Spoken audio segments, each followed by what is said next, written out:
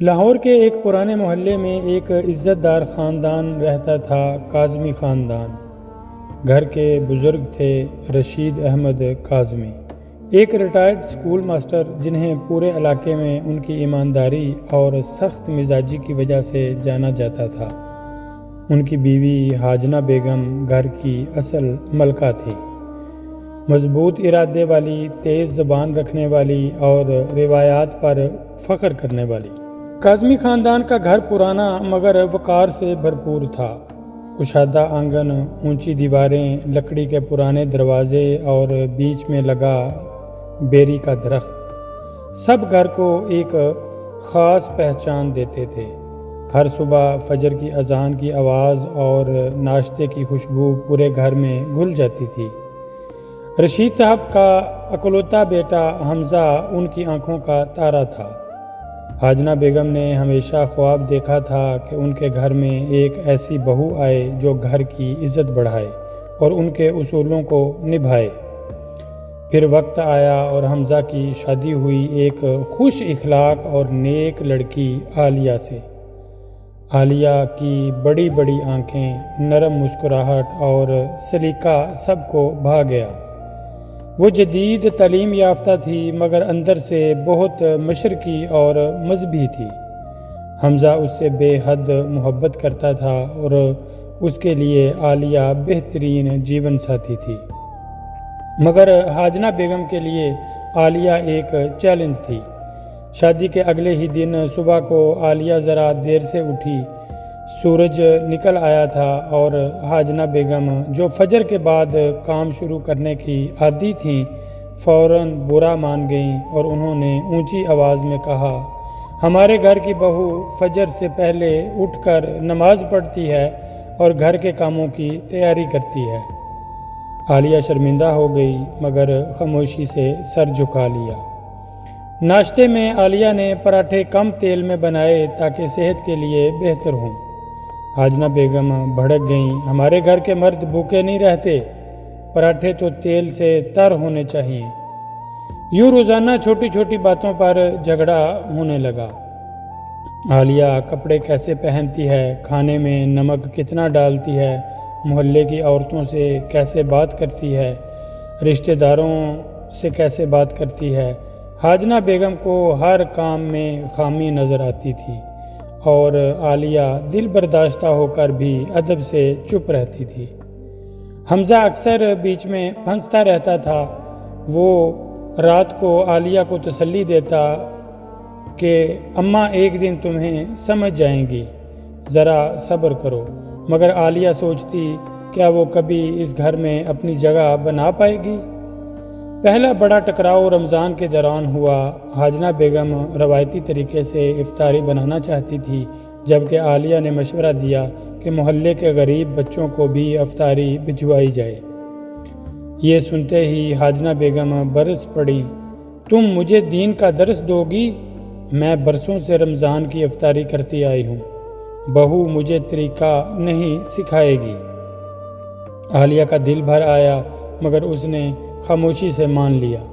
مگر اس رات جب حاجنہ بیگم نے دیکھا کہ عالیہ چپکے سے یتیم بچوں کو کھجوریں اور پکوڑے کھلا رہی ہے تو ان کے دل میں ایک لمحے کو نرمی آئی، مگر انا کے باعث وہ کچھ نہ بولی۔ کچھ دنوں بعد ایک بڑا امتحان آیا۔ رشید احمد صاحب کی پینشن کی کسی وجہ سے رک گئی اور گھر کے حالات خراب ہو گئے۔ حمزہ کی تنخواہ ناکافی تھی۔ حاجنہ بیگم نے خرچ کم کرنے کا اعلان کیا۔ اب مہنگی سبزیاں نہیں آئیں گی، بجلی فضول نہیں چلے گی، ہر چیز میں بچت ہوگی۔ عالیہ نے سر جھکا لیا مگر دل میں ارادہ کر لیا کہ وہ مدد کرے گی۔ شادی سے پہلے اس نے کپڑوں کی ڈیزائننگ سیکھی تھی۔ اس نے محلے کی عورتوں سے چھپ کر کپڑوں کے آرڈر لینے شروع کیے۔ رات کو سب کے سونے کے بعد وہ چراغ کی مدھم روشنی میں سلائی کرتی تھی۔ کچھ ہی ہفتوں میں اس نے کافی پیسے جمع کر لیے اور گھر کا راشن بھر دیا۔ مگر ایک دن حاجنہ بیگم نے اس کے کمرے میں کپڑوں کا تھیلا دیکھ لیا۔ وہ غصے سے چیخ اٹھیں، یہ کیا نوکری کرو گی؟ کیا ہمارے گھر کی عزت خاک میں ملانی ہے؟ عالیہ کی آنکھوں سے آنسو نکل آئے۔ اس نے آہستہ سے کہا، اماں جی، میں تو صرف آپ کی مدد کرنا چاہتی تھی تاکہ آپ اور حمزہ فکر نہ کریں۔ حاجنہ بیگم کچھ نہ بولی، مگر جب رات کو دیکھا کہ عالیہ کے پیسوں سے گھر کا آٹا، دال اور چاول کا ڈبہ بھرا ہوا ہے تو ان کی آنکھوں میں بھی نمی آ گئی۔ وقت گزرا، خاندان میں شادی آئی، حمزہ کے کزن کی بارات تھی اور گھر میں مہمانوں کا تانتا بندھا ہوا تھا۔ حاجنہ بیگم چاہتی تھی کہ سب کام بہترین ہوں، مگر اچانک ان کا پاؤں پھسلا اور وہ شدید زخمی ہو گئیں۔ ڈاکٹر نے کہا کئی ہفتے آرام کرنا ہوگا۔ گھر میں کھلبلی مچ گئی۔ تب عالیہ آگے بڑھی، اس نے سارے انتظامات سنبھال لیے، کھانے سے لے کر سجاوٹ تک، مہمانداری سے لے کر حساب کتاب تک عالیہ نے سب کچھ سنبھالا۔ ایک دن کمرے میں لیٹی حاجنہ بیگم نے سنا کہ رشتہ دار کہہ رہے ہیں، کیا بہو ہے، ماشاء اللہ، پورا گھر اپنی طرح چلا رہی ہے۔ حاجنہ بیگم کی آنکھوں سے آنسو بہہ نکلے۔ انہیں احساس ہوا کہ عالیہ وہی بہو ہے جس کا وہ خواب دیکھا کرتی تھی، مگر انہوں نے اسے کبھی اپنایا ہی نہیں۔ لیکن ایک اور امتحان باقی تھا۔ شادی کے آخری دن زیورات کا بکسہ غائب ہو گیا۔ گھر میں شور مچ گیا۔ کچھ لوگوں نے کہا شاید نئی بہو نے اسے اٹھایا ہے، آخر سارے کام وہی سنبھال رہی ہے۔ حاجنہ بیگم کا دل لرز گیا۔ انہوں نے عالیہ کی طرف دیکھا مگر کچھ نہ کہا۔ عالیہ کا دل ٹوٹ گیا، وہ روتے ہوئے میکے چلی گئی۔ اگلے دن اصل چور کا پتہ چل گیا۔ شادی کے لیے رکھا گیا نوکر زیورات برآمد اس سے ہو گئے۔ حاجنہ بیگم پر بجلی گری۔ انہوں نے سوچا کہ ان کی خاموشی نے عالیہ کو بے قصور ہوتے ہوئے بھی مجرم بنا دیا ہے۔ وہ فوراً عالیہ کے میکے گئیں۔ عالیہ روتی بیٹھی تھی۔ جب دروازہ کھولا تو حیران رہ گئی۔ زندگی میں پہلی بار حاجنہ بیگم نے ہاتھ جوڑ لیے۔ بیٹی، مجھے معاف کر دو، میں ایک ماں کی بجائے صرف ایک سخت ساس بنی رہی، لیکن تم نے ہمیشہ بیٹی کی طرح ہی میرا ساتھ دیا۔ گھر چل رہا ہے مگر تمہارے بغیر خالی ہے، واپس آ جاؤ۔ عالیہ کی آنکھیں بھر آئیں۔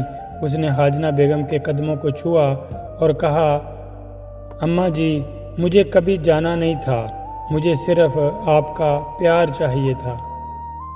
اس دن کے بعد حاجنہ بیگم اور عالیہ صرف ساس بہو نہیں رہی بلکہ بہترین سہیلیاں بن گئیں۔ وہ ساتھ بیٹھ کر کھانا پکاتیں، محفلوں میں ہنستیں اور کبھی کبھی حمزہ کو چھیڑنے کے لیے چھوٹے چھوٹے منصوبے بھی بناتیں۔